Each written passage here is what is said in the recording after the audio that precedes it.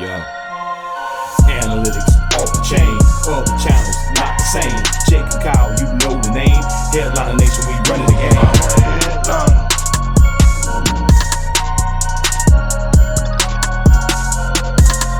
I'm a headliner.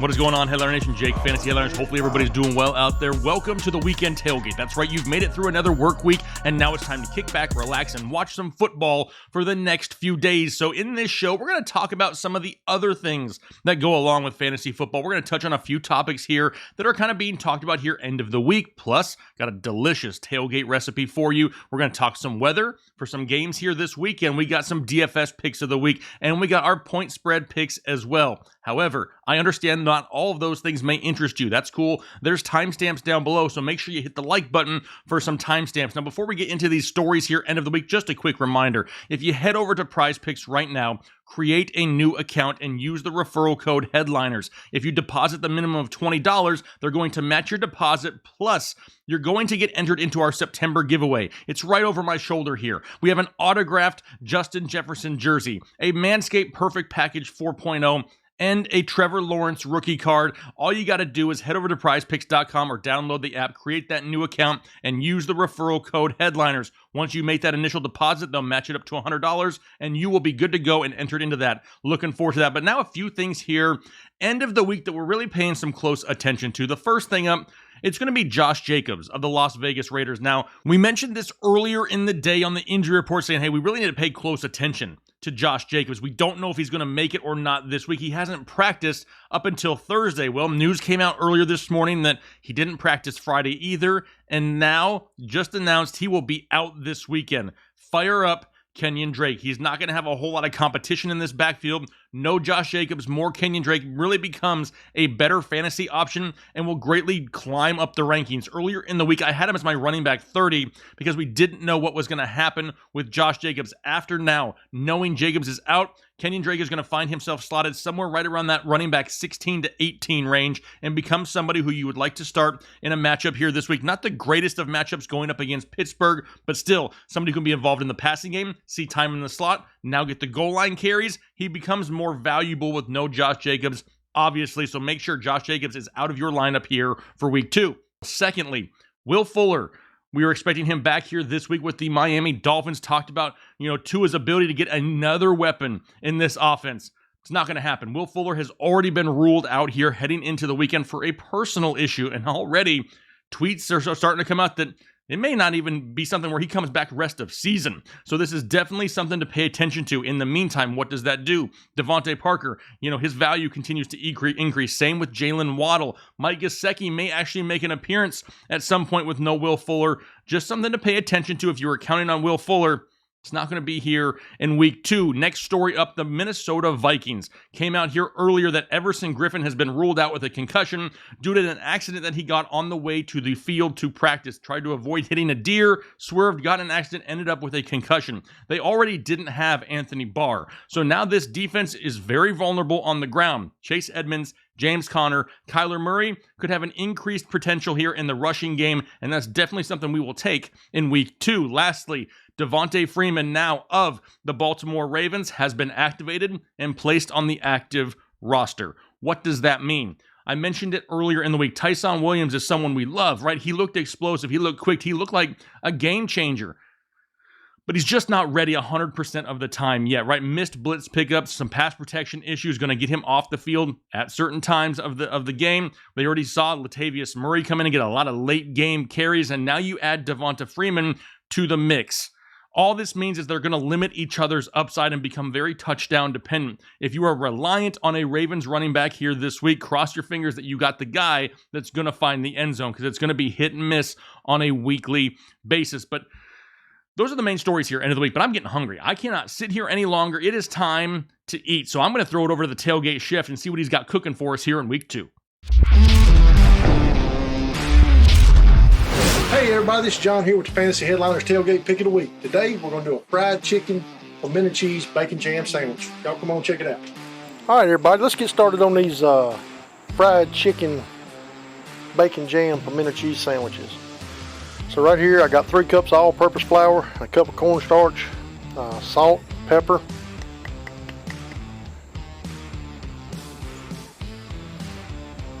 smoked paprika, onion powder, garlic powder, Old Bay.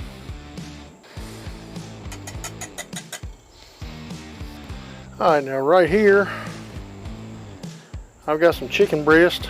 I've got brining in buttermilk and Louisiana Red Dot hot sauce. They've been sitting there overnight. So I'm going to take them. Kind of want to shake the excess off of them. Put them in my seasoned flour here.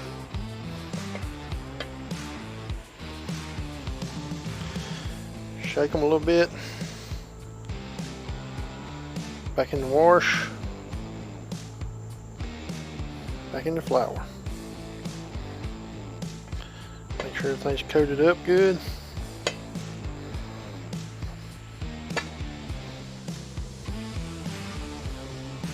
Shake off the excess. Put them on this rack here to let them dry just a little bit.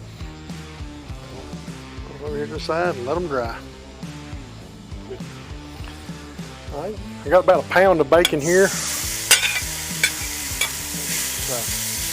Cubed up.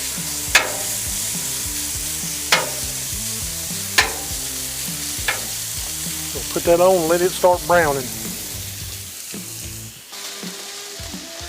Alright, so what I'm going to do while my bacon's browning up here, I'm going to start working on my other onions and stuff for the bacon jam. Took a little bit of the bacon grease, a couple of tablespoons of the bacon grease, put in my pan there. Take a little butter, put in there. And I got a couple of medium-sized onions chopped up here. We'll put them in. Let them start cooking down.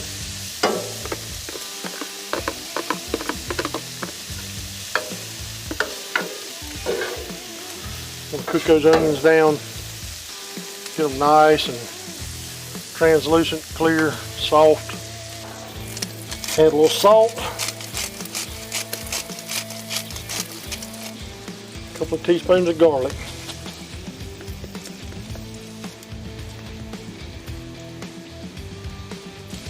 Alright, my onions is getting closer, about like I want them.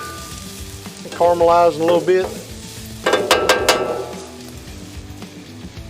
We'll add some brown sugar, some water, fresh thyme, black pepper and red cayenne pepper, and a little vinegar. Put that all in. Bacon's getting pretty close. I'm going to cook it down just a little more. I don't want it too overly cooked. Still want a little bit of, I don't want it too crispy. While that's ready, my chicken's been sitting over here resting. It's dried pretty good now. We'll put it in oil. That oil's about 350 degrees. Bacon's about like I wanted. I'm gonna take it off, put it to the side and let it drain for just a minute. We'll get some of that excess grease off of it. Alright, now that that bacon's drained off a little bit, I'm gonna add it back to the onions and seasoning. We'll cook this down, let it reduce. It'll get kind of thick, dark. Want it to darken up real good. Probably take 15 or 20 minutes to get it about the consistency we want. That's a part of the trick on doing that and speeding that up. See how I push that stuff out to the side and let the center open up there. Notice I keep moving it around. That's because I got this side of the black stone turned down. I got this one turned up pretty high because I'm heating my oil up in my cast iron over here. It's one of the good things about the black stone. Very versatile. More than just a griddle. Check those chickens. They get good and brown like that. They're floating. You stick your meat thermometer in them. Get you a reading on it, but Usually when they slow down like that, the bubbling slows down. They're floating, they're good and golden brown like that. Pull them out, let them rest. Put them on a rack so the grease can drain off. All right, I got my bacon and onions all cooked down. I'm getting a pretty good brown color to them. I'm gonna add a little balsamic vinegar and olive oil to them. All right, now we got our bacon jam cooked down. Got it cooked down, got a pretty brown color on it. You continue to cook it down a little more if you want to, get a little darker, but that's about how I like mine. Take the bread, a little pimento cheese on here.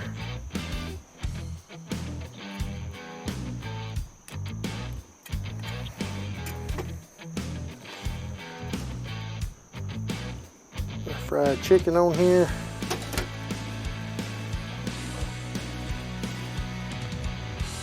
Healthy dose of this bacon jam.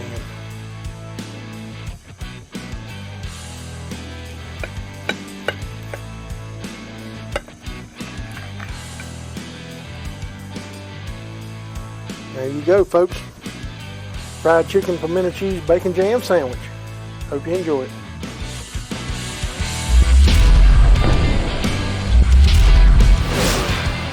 Man, that looks absolutely delicious. And who agrees with me out there? If you had John cooking for you every single day, I may weigh like 500 or 600 pounds. All that food, absolutely amazing. And even though some of the recipes sound a little bit different, bacon jam, ever heard of it? No, but when you try it, wow, absolutely amazing there. But now it's time to look at this weekend's game. And what about some weather, right? Weather always plays a factor. And I could sit here and give a weather report, kind of like I did last week. There's only one game to mention last week. But you know what? When we need more deep diving weather information, you got to do what the Weather Channel does, right? You got to send people on location to figure out whether or not the weather is going to be accurate or not. So we had to do the same here this week. So here we go, the Week 2 weather report on location with Tater Miles. Hey everybody, this is Tater Miles here at the Fantasy Headliners, and I'm coming to you today with our weekend weather report. Now, we got a few games that we want to talk about, but before we do, I'm here on location. Jake and the team so nice to send me out here, and you can see this is a little bit different, but we got some gray clouds. Oh, what's that? This is my drink of the week. Now, it's not a beer, it's a seltzer, and this is for my buddy Kane. Some of you may know him. He's one of our team members, and he loves the White Claws, and this is the lemon iced tea. That's pretty good right there, I tell you what. Let's get into the weather. We're talking about our first game, the Denver Broncos versus the Jacksonville Jaguars, and there's going to be some rain down there in Jacksonville, 77% chance. One thing I know about the rain when football, and that's that the balls tend to get a little wet. With a quarterback like Trevor Lawrence down there, he ain't been handling balls long, and handling wet ones is a whole different story. And so we're going to be keeping an eye on that. Some winds coming down in the east-northeast at 8 miles an hour. Then we got Buffalo, Miami. Down in Miami, we're looking at about 89 degrees, which if you ask me, it's about the perfect weather. I'm sitting here today and it's about 84. I'd like it to be about, 5 degrees warmer. 20% chance of rain and winds coming out of the east at 5 miles per hour. I don't know who decided to play all these games in Florida when all these storms are happening. It's in tropical weather season. Moving on to Atlanta and Tampa Bay. It's going to be 84 degrees, but you got a 60% chance of rain. Matavius Ryan and Tom Brady down in Tampa Bay. Tom Brady, he's been handling balls a long time. Wet ones, dry ones, maybe even some other kinds of ones. And last but not least, you got Russell Wilson and the Seahawks. I'm here at the sea. That's the main reason why I came here, and I don't know if that is a Seahawk or not, but it is not threatening at all. Tennessee at the Seahawks, there's an 89% chance of rain. Now, I don't know if you've seen this stadium, Luminary Field or whatever it's called. It's got a big hole in the ceiling, and that's going to be pretty rough with that rain coming in. And I've seen some pictures on the interwebs where there's all kinds of people wearing, rain jackets and ponchos, all kinds of stuff like that. So be looking out for that game, because that's 89% chance there of some precipitation, and it could be a wet one there, folks. And There's nothing that I love more than a wet one. Listen, this has been Tater Miles coming to you with the weekend weather report, the fantasy headliners. Thanks to Jake and Kyle and the boys. Kane, I got a whole case of White Claws here on ice for you, so make it on down, my boy. And I just tell you what, I look majestic as hell. Look at this. Look at this. Take a screenshot of that, save it as your background. I tell you what. Anyways, you guys be good. Set your lineups. Get them in this week. Let's get some wins, some W's for White Claws. All right. Cheers. You guys have a good week. Man, have you ever seen a greater weatherman? I don't know if there's anyone better on TV, in the country, on the news channels, anywhere, better than Tater Miles. That dude, he understands some weather, I think. Anyway, moving forward here, maybe you want to make a few bets on a couple games here this weekend. Maybe you want to look at the spread and see who do you favor. Well, we had a great week picking point spreads last week, so we're going to do it again here in week 2. Going to throw it over to the host of Headliner U. If you haven't subscribed to Headliner U yet, make sure you do it after this show. A ton of great college football material for you to digest on a weekly basis, but we're going to throw it over to our own Chris Chouse, who's in the house talking point spreads for week 2.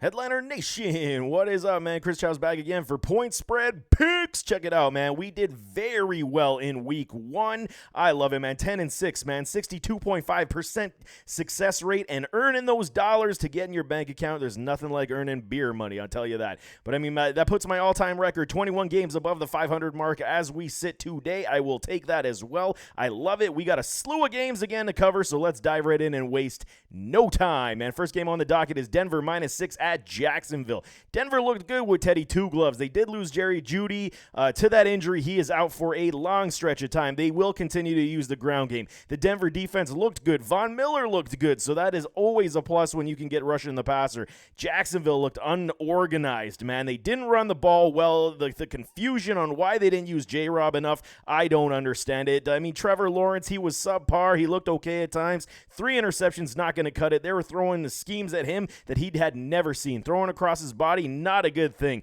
Jacksonville's defense is very soft, and I do not like it one bit. I think that Denver is going to finally utilize, Melvin Gordon had that big breakaway run, but I think they're going to utilize both backs in this contest as the weeks start to continue. Around week 4, week 5, we're going to see Javonte start to pick up a lot of steam. I'm sticking with Denver in this one. I'm going -6. I just don't think Jacksonville has the horses to keep up. Even with Denver, I think Denver will control the clock, and it will be a -6 showing. I'm taking Denver. Next one is the Buffalo Bills, -3.5 at Miami. My Bills, oh my Lord, they looked terrible last week.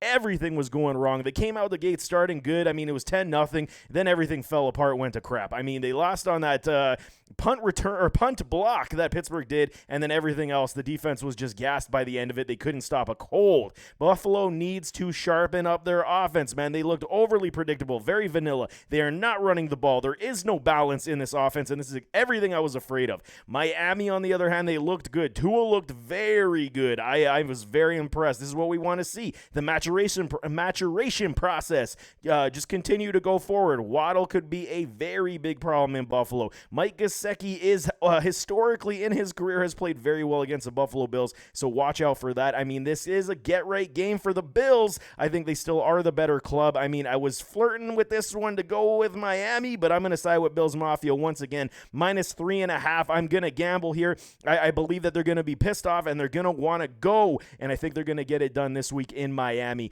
Next one is Houston at Cleveland. Cleveland with a massive spread at -12.5. Houston looked good and with their balanced approach last week. Yes, it was against Jacksonville, but everyone thought Houston was going to be this horrific team.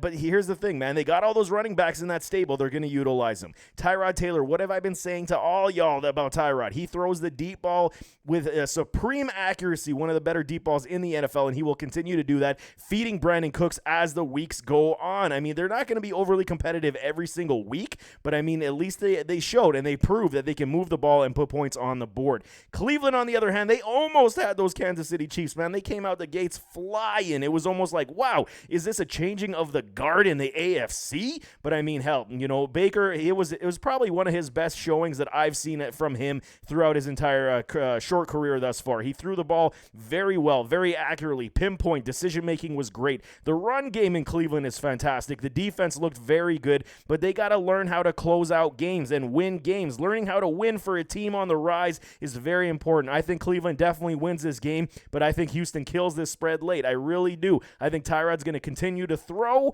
and 12.5, 13 points is a lot of points to score. So I'm taking Houston plus 12.5, even though Cleveland wins that ball game. Next one I got is Cincinnati at Chicago. The Bears favored at -3. This is a revenge game for Andy Dalton. Had me a little bit tripping. I was thinking, you know what, maybe I go with the red rifle this week. I can't do it. I cannot trust Andy Dalton. Chicago's run game did look very good, though. David Montgomery looked fabulous. The Bears defense looked sharp overall. I mean, Cincinnati finally ran the ball the way we hoped, man. Joe Mixon got his boatload of carries. The trio of wide receivers in Cincinnati is definitely going to be a problem. This game came down to turnovers. This game will come down to turnovers in Chicago, and I think the Bengals, you know what, they're on the uptrend. They are ascending in the right direction. I love what they're building. Joe Burrow, as long as he can stay clean in that pocket, I think it's going to be Cincinnati +3 in this one. I think it's going to be closer.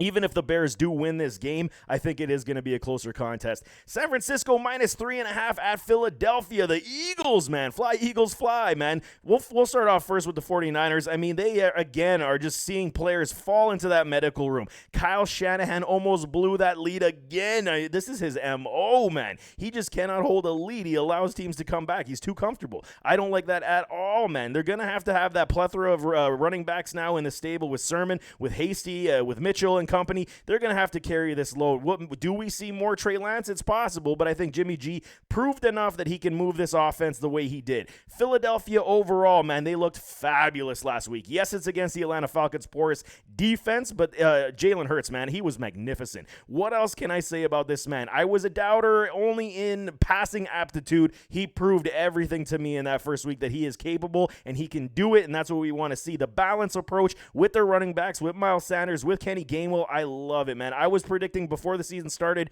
it's going to end up being a 60-40 split between Miles and Gainwell. They did a 63-37% split in that first week, so everything is going on the good trend. The Eagles front seven again prove that they are one of the elitist front ends in this entire NFL, and they will again force the issue and put pressure on San Francisco's run game and put pressure on Jimmy Garoppolo, so definitely watch out for that. I think, you know what, I wouldn't be shocked if the Eagles win this game. I'm definitely going with them because 4 points is way too much for me. Eagles +3.5. I like that one all day long. New Orleans -3.5 as well at Carolina. I mean, the Panthers looked very good against the Jets. I mean, they had their stumbles, they had their mistakes, but a big surprise was the LASIK surgery of Mr. Jameis Winston. He was throwing the ball all over the field. He absolutely destroyed and dismantled those Green Bay Packers. Aaron Rodgers didn't even know what side of the field he was on, it appeared. I mean, but the way that the Saints played, he was throwing the ball everywhere, and it didn't even matter to whom because it was just working. Everything was working. The Panthers, I mean, here we go again. They're in the middle stages of finding themselves, right? Sam Darnold looked all right. They had a little bit of struggle, but again, they're leaning on Christian McCaffrey more often than not. This is their offense. This is what they're going to be. But as they start spreading it around, we saw the deep shot to Robbie Anderson. This will continue. I mean, you're going to set it up with the running backs to only get those deep shots, and then you're playing PPR game with Mr. Moore. So I think that this game is going to be very intriguing, very interesting. But I mean, what else can we say? I mean, the Carolina defense could be in tough big time because we have seen Jameis Winston throw for massive yardage in this league before. I am rolling with the Saints in this one. I think Jameis, in this offense, I think the way that they have it set up, I think they're going to put up a lot of points. They will continue to do that as long as he doesn't throw the interceptions, and I don't think he will because his eyesight is very strong. 3.5 points, I'm taking the Saints. Let's roll with the Saints. Next one I got is the LA Rams -4 traveling to Indy to face the Colts, and I mean, the Rams came out fast and finished strong. Their pass game looked superb. Matthew Stafford looked like he was at home, man. It was just beautiful. Home, as I mean, he's been playing with the Rams all his career. He looks fantastic. The run game did enough. The defense was supremely strong. They were moving Jalen Ramsey around that field, and we don't typically see Ramsey move. I thought that was a stroke of genius. Allows his defense to be more multidimensional. I love that aspect about it.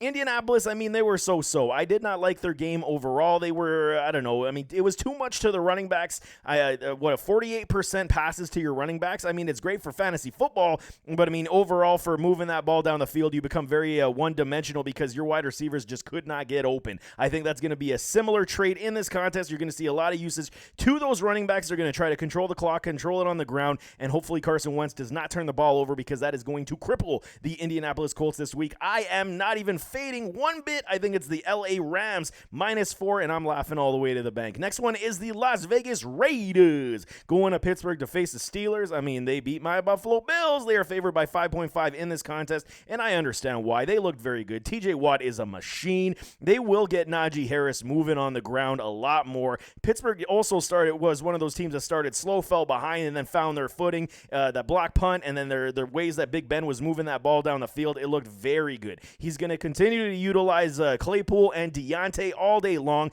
Juju a little sprinkle. I want to see a little bit more Najee in this contest, which likely will happen. But I mean, with the Vegas Raiders, that D-line is no joke, man. Finally give these guys some respect. Ngakoue, Crosby, and Nassib. I mean, these guys were just beasts last week on Monday Night Football versus Lamar Jackson, and nobody gave them a chance. And look what they did. 5.5 points. I get it. It's the Steelers. But Big Ben is not the same mobile individual he was, and I really feel this pressure is definitely going to get to him this week as well, because Max Crosby and company, they are in the elite category. Max Crosby is definitely in that elite category for me. I think that Vegas makes this a game once again, and 5.5 points is far too rich for my blood. I am siding with Vegas. Even if they lose, I'm taking the points for Vegas at plus 5.5. Next is New England, -5.5 as well, to add the New York Jets. What is Bill Belichick's MO, man, versus rookie quarterbacks? He destroys them all. So, I mean, here we go. Even though he's got a rookie quarterback for himself, I mean, when he faces that defense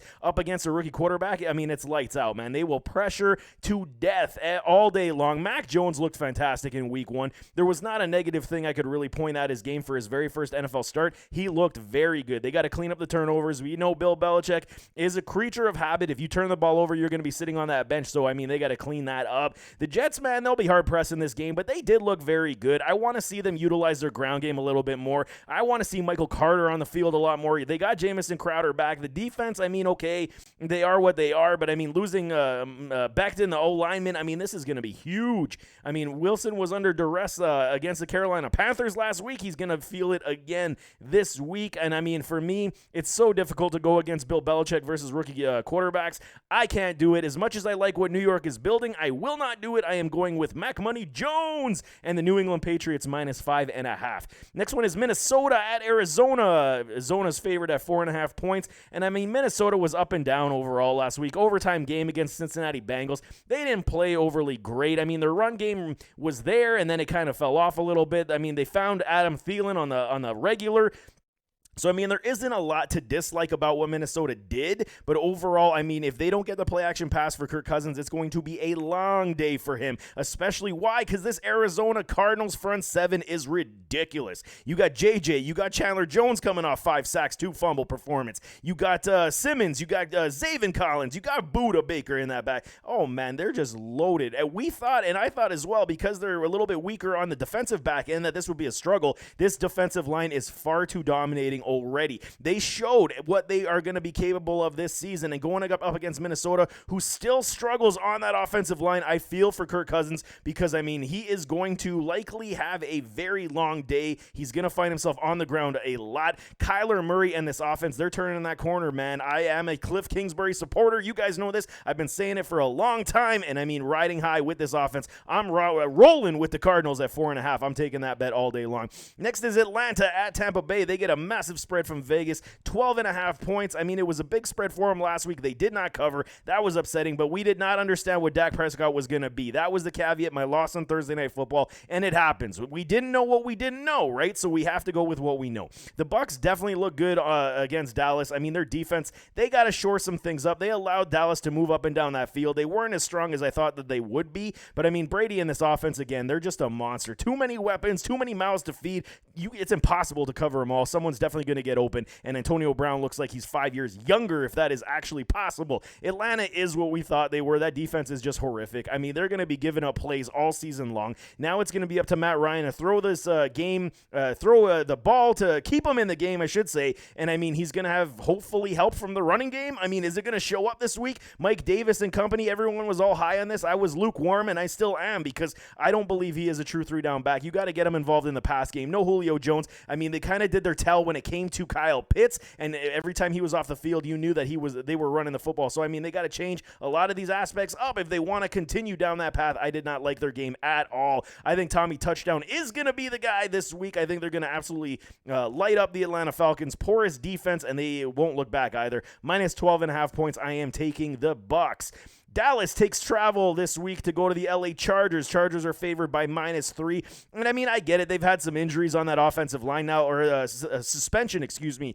Collins gets suspended, but they had an injury on the defensive line where Lawrence, he broke his foot in practice. He is out. That is a massive loss for this defense. So, I mean, Dallas overall, they looked very good. Dak looked good in his first game back, was throwing the ball all over the field. But I hate the fact that Mike McCarthy still does not use their ground game. Use Zeke Elliott to control this clock. I think they got to do a little bit more of that this week. You had Dak throwing, I believe, over 50 times in that first game back. That's crazy, man. You're going to make this guy's arm fall off. Run the damn ball with Zeke. Feed the man, okay? LA looks strong. Herbert and company, they looked very good. Eckler, very balanced. The defense still looks good. I like a lot of the changes they have. The new defensive coach that they did bring in to lead the way, he did give them a different type of spark that we haven't seen under other coaches in LA. So, I mean, Herbert and Dak, this is a massive showdown between two baller quarterbacks. We could be privileged to see a massive shootout in this one, but I'm going to roll with Dallas here. I think Dak and company, they showed a lot of poise and a lot of ways to score points, so I'm going with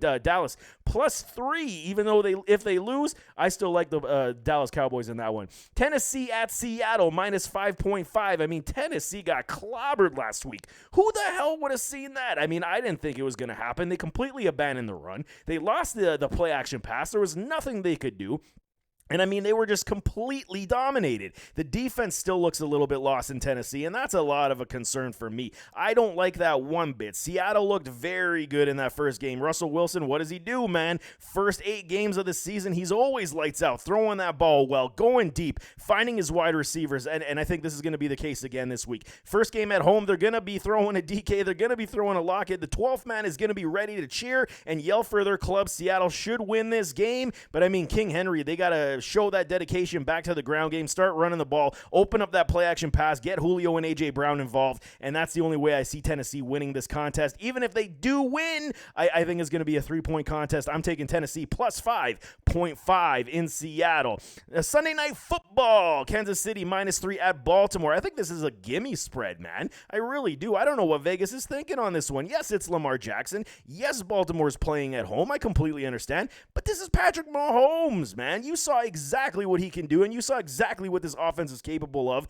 Even if they're down by 10, that's like nothing for them. They just shrug that off, and they come at you. Cleveland Browns fans know what I'm talking about if you watch that game. I mean, okay, so what did we learn? We learned that Kansas City is still the cream of the crop. They are the Kansas City Chiefs. It is Patrick Mahomes. It is Travis Kelce. It is Tyreek Hill. That is your offense. You got to shut some of them down if you intend to win this game. Baltimore's defense didn't look overly sharp against the Vegas Raiders. They definitely exposed them in many aspects, including in overtime. We saw the blown coverage. They need to shore all that up. All the injuries Baltimore has right now on that offensive line. Lamar was running for his life last week, and he might be doing again the same, especially if Staley is not on the field. Heard that a rumor that he might be out with an injury, and that is a grave concern for Lamar's health. I mean, he struggled in the pocket last week. He's going to struggle again with Kansas City's rushing aptitude, so I don't like it one bit. I'm taking Kansas City -3, and I don't even blink on this one. I really don't.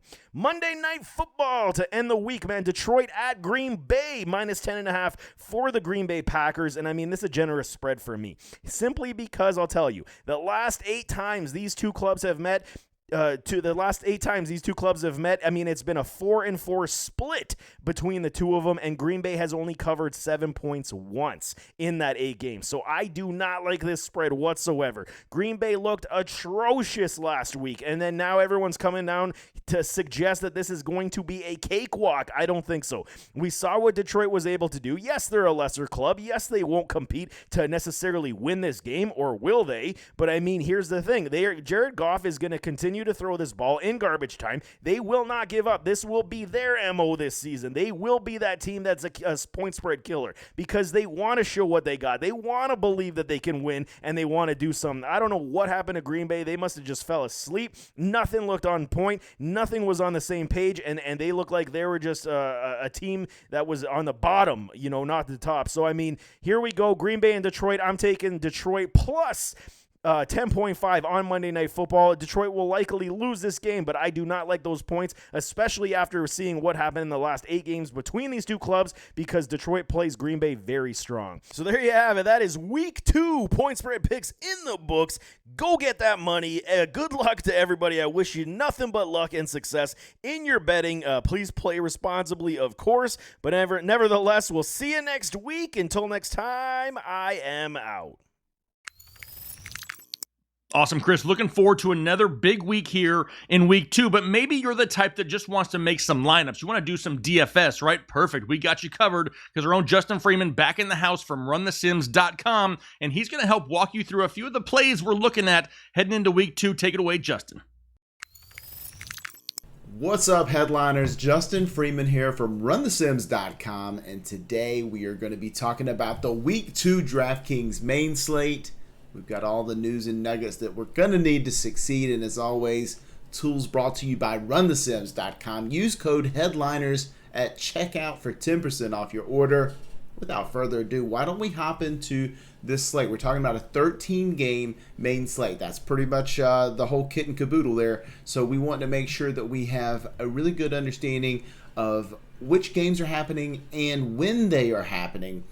We'll talk about the importance of late swap here today. So as we go through our tools over at Run the Sims, you'll notice we've got timestamps on all the games here in this DraftKings main slate. Obviously, 9 games at 1 o'clock, and 4 games in the 4 o'clock range. So the 4:05, 4:25 kickoffs. And you'll notice some super high totals. All 4 of these 4 o'clock games have totals over 50 points. And granted, there's a couple here that are going to be sort of high-scoring games in the 1 o'clock slate. Mostly this San Francisco-Philly game got a 50-point total at the moment. But we know how important it is to stack up around games with high totals. And we see that all the high total games are in the afternoon. So I am going to want to have as few players playing in the 1 o'clock games as possible so that I know how to build my lineups at 4 o'clock. And you can obviously split your work up among the early slate and the main slate on DraftKings as well. However, if you're going to play the Classic, I like the idea of punting things off until 4 o'clock. Obviously, make sure you do submit a active lineup. Don't leave anything blank on your lineup, or else DraftKings will throw that out. But do leave yourself as many 4 o'clock options as possible, and you can sort of shuffle those around based on what happens at 1. That information advantage is a big deal in DFS. But without further ado, why don't we talk about some of the players on this slate? One of the handy-dandy things we do over at Run the Sims, we sim every play of every game for the entire slate to see which players are the optimal plays. And the way we do that is called an optimal rate. And so what we see here is the quarterbacks sorted by optimal rate. Number 1 is Tom Brady, $6,900, a little bit underpriced based on the passing volume we're starting to see from Brady in this offense, and he gets to take on the Atlanta Falcons, who do tend to help out opposing passers quite a bit. He's going to grade out really well for us this week, followed by Dak Prescott, $6,800. He's going to be in one of these afternoon shootout games, the game with the highest total of the week, 55.5 point total. For Dak Prescott, $6,800, that's a lot of upside. And the fact that Michael Gallup's out of this offense and you can sort of concentrate your stacks around 2 different guys makes Prescott even more interesting and exciting this week at $6,800. Don't forget about Josh Allen. Played against the Steelers last week, but at $7,200 this week he gets the Dolphins. Could find some more success here in a bounce-back type of game for Josh Allen. Then next is $8,200 Kyler Murray. And that's quite the price tag for quarterback. I'm going to likely tend to not pay up quite that much for quarterback this week unless some value opens up later in the week based on the Friday injury report. And then rounding out the top 5 is Justin Herbert, who's the other side of that Chargers-Dallas game. He's going to get the chance to hold serve with Dak Prescott and the Cowboys. Next, why don't we take a look at the running backs to see which of those are popping off towards the top of our optimal rate here. And of course, number 1, Alvin Kamara, a guy who is starting to emerge as a little bit more of a solidified running back in this New Orleans backfield. Obviously, he has always had a role and has always been a really strong efficiency player. But the fact that Latavius Murray is not in the offense means that I think that Alvin Kamara sort of takes the next step. I don't think Tony Jones is necessarily taking the same load away from Kamara that Latavius Murray had been. So Kamara almost graduates to a whole new tier that's literally right in the same one with Christian McCaffrey. And then so we see he's priced at $8,800. And I mentioned McCaffrey. McCaffrey's priced up at $9,900, which makes him not quite as appealing this week based on some of our salary constraints. But Kamara $8,800, certainly a good play. We want to think about him in that matchup against Carolina. Obviously, we got Kamara and McCaffrey going against one another. You can actually play them together if you wanted to sort of chase shootout there. But I almost think you have to pick one. I'm going to lean Kamara here this week. Next up, Chris Carson, $6,100 against the Titans. A good spot for Carson because we all know that Rashad Penny is not going to play this week. The other sort of backup options don't seem like a big threat to Chris Carson's workload in this offense. Darrell Henderson, number 3 at $5,700. The Rams played on Monday Night Football, and as a result, their prices, DraftKings releases the prices for the next week before Monday Night Football ever kicks off. So they don't get to bake in that huge workload we saw from Darrell Henderson. So priced at $5,700, he's simply just underpriced. Najee Harris, $6,300. This all comes down to workload. Najee Harris, even though he might not have the most efficient year in my opinion, he could have perhaps one of the stronger workloads in the NFL. Literally never came off the field once in that Week 1 matchup for the Steelers. And rounding out the top 5, Austin Eckler, $7,300. Again, it's that Chargers-Dallas matchup that gives you, if you ever wanted to sort of stack this up with a Dak Prescott plus, say, Amari Cooper or CeeDee Lamb, you can bring it back with Austin Eckler in your lineups. Makes for a perfect stack right down Broadway. Next, let's look at our receivers. We have Chris Godwin, $6,600. We mentioned Brady earlier. Perfect pairing there for Brady, $6,600 for Godwin taking on that Falcons defense. A.J. Brown, $6,900. Gives you a Titan there. So maybe people are starting to sleep on A.J. Brown. We want to make sure we stay up to date on the news for A.J. Brown. His full participant in practice on Thursday. So no need to worry there for A.J. Brown's injury status. And then Stephon Diggs, let's not forget about him. Kind of like Christian McCaffrey to a regard, had a perfectly fine Week 1, but didn't find the end zone, so people are a little bit freaking out. $7,700 against Miami. Cooper Kupp, $6,000. Another Ram. We're going to see a lot of Rams today. Another Ram pops up towards the top in the matchup against Indianapolis. $6,000, way too cheap for Cooper Kupp. And there we see Amari Cooper and CeeDee Lamb, back-to-back number 5 and number 6 in our preference here this week. Perfect opportunity to possibly stack both of them with Dak Prescott, both priced under $7K this week. Next, let's take a look at the tight ends. It's George Kittle popping towards the top, ahead of Darren Waller. And you may say, well, that's not exactly what we saw in Week 1. Well, a lot of that has to do with the price. Darren Waller priced $1,200 more than George Kittle and the game environment. The Waller's Raiders are taking on the Pittsburgh Steelers. That's obviously not great. Steelers probably the best defense in the league right this second. Them or the Washington football team. George Kittle gets the Eagles, and we know the Eagles have tended to release some volume to opposing tight ends. So it's a good spot for Kittle, good bounce back spot after they sort of blew out the Lions in a weird game that ended up being close, but Kittle was largely scripted out of that game.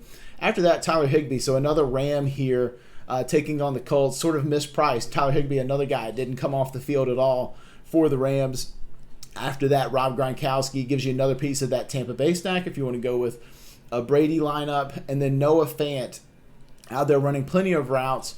Now that Jerry Jeudy is out of the offense, there's going to be a few more targets to go around. Noah Fant could soak up some of those. And then last, let's run through defense real quick. There's obviously, you want to try to pick defenses that are going to go up against, plenty of passing volume on the other team, lots of pressure. The Pittsburgh Steelers could do that against Derek Carr and the Raiders. The Chargers will have plenty of drop back opportunities, even though the Cowboys are going to have essentially a plan for lots of touchdowns in this game, according to Vegas. The Chargers are $2,600, and there's going to be plenty of chances for them to pin their ears back and go after Dak Prescott. New Orleans Saints against Carolina. We still don't know quite what we have with Sam Darnold. So while we are figuring that out, you could certainly be thinking about playing the Saints defense. That's going to do it for us this week, rapid fire style through the positions for the DraftKings main slate. I hope you enjoyed it. If you will, go over to runthesims.com. You can create you a free account to see some of the stuff we've got going on. But for the good stuff, it's behind the paywall. Use code HEADLINERS at checkout. We'll see you guys next week.